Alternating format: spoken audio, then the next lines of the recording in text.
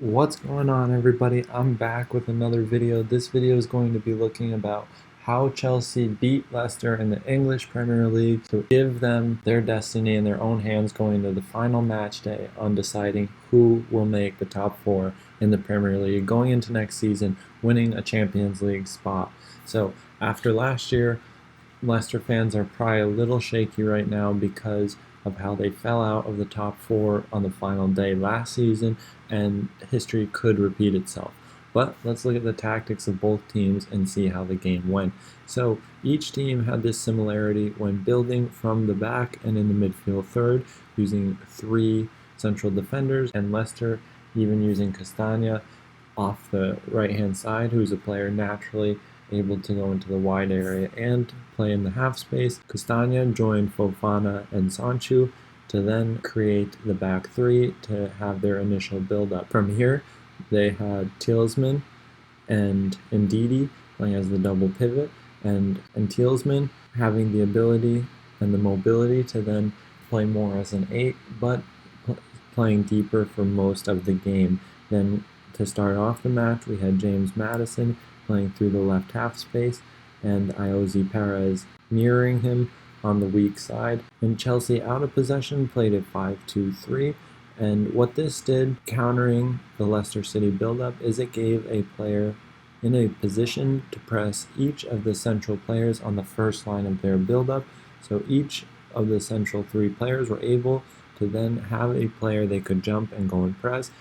into a wide area where it's less efficient and there's less passing options. Then Leicester tried to create their double pivot to maintain control and structure in possession of the ball, and they maintained diagonality into the half space and into the advanced areas where James Maddison and Iozi Perez was, but with the central defenders of Chelsea being aggressive and Reece James with his qualities and abilities to jump into higher positions, they were able to then neutralize this effect very well in the first half and forced players like James Maddison to come deeper and get closer to the ball, picking up the ball in less dangerous positions. But lastly, it is important to mention the relationship of Jamie Vardy here just off our screen and Iozi Perez and James Maddison. So when Iozi Perez and James Maddison would play a bit deeper in the half space, still in the advanced areas in the defensive midfield horizontal line of Chelsea, this would initiate a jumping action from defenders like Reece James, which would then separate the connections of the Chelsea central defenders, looking for then Jamie Vardy to make runs in behind to exploit this space. We have our clear three players in the first line of build-up, our staggered double pivot, which is also a trend within the game, Ndidi and Tielemans staggering themselves to create different passing options and to then access the half space, allowing then a player like James Maddison to come into the central corridor and Iozi Perez to then come into the right half space, mirroring Ndidi now, playing almost with 2/8, a single pivot, and a more natural number 10. And this structure gave them a lot better routes of progression into the final third. Because of the natural positioning, it put James Maddison in comparison to the Chelsea midfielders. So with Ndidi jumping into the next line of defensive pressure of Chelsea and Iozi Perez mirroring him, it looked to separate the Chelsea midfielders, or the Chelsea 8s, which then left Jorginho a little bit more isolated out of possession and allowed James Maddison to use blindside movements to take advantage of this defensive liability of Chelsea. When James Maddison was subbed off for Wilfred Ndidi, the game changed slightly in terms of personnel and tactical implementation of the Leicester City side. So now with two main forwards of Jamie Vardy and Iheanacho, this allowed Iheanacho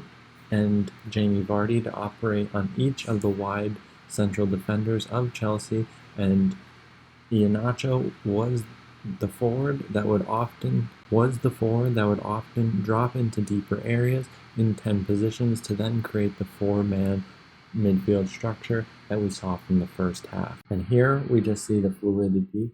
of the Chelsea defensive shape, with multiple players being able to play multiple roles, with here Mason Mount through the center,